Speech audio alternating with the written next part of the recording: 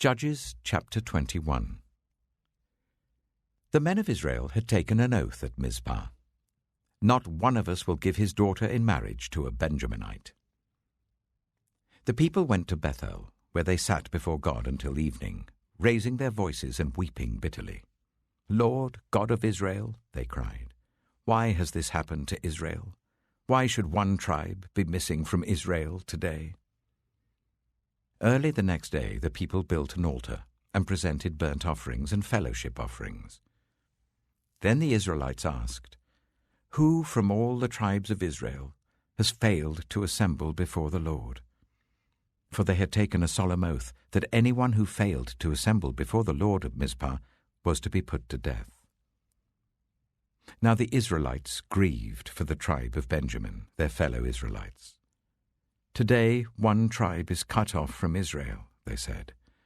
"How can we provide wives for those who are left, since we have taken an oath by the Lord not to give them any of our daughters in marriage?" Then they asked, "Which one of the tribes of Israel failed to assemble before the Lord at Mizpah?" They discovered that no one from Jabesh-Gilead had come to the camp for the assembly. For when they counted the people, they found that none of the people of Jabesh-Gilead were there. So the assembly sent 12,000 fighting men with the instructions to go to Jabesh-Gilead and put to the sword those living there, including the women and children. "This is what you are to do," they said. "Kill every male and every woman who is not a virgin." They found among the people living in Jabesh-Gilead 400 young women who had never slept with a man, and they took them to the camp at Shiloh in Canaan.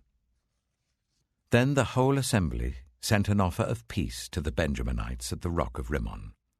So the Benjaminites returned at that time and were given the women of Jabesh-Gilead who had been spared. But there were not enough for all of them. The people grieved for Benjamin because the Lord had made a gap in the tribes of Israel.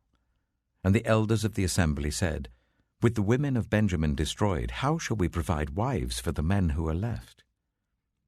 "The Benjaminite survivors must have heirs," they said, "so that a tribe of Israel will not be wiped out. We can't give them our daughters as wives, since we Israelites have taken this oath, 'Cursed be anyone who gives a wife to a Benjaminite.' But look, there is the annual festival of the Lord in Shiloh, which lies north of Bethel, east of the road that goes from Bethel to Shechem and south of Lebonah." So they instructed the Benjaminites, saying, "Go and hide in the vineyards and watch. When the young women of Shiloh come out to join in the dancing, rush from the vineyards, and each of you seize one of them to be your wife. Then return to the land of Benjamin.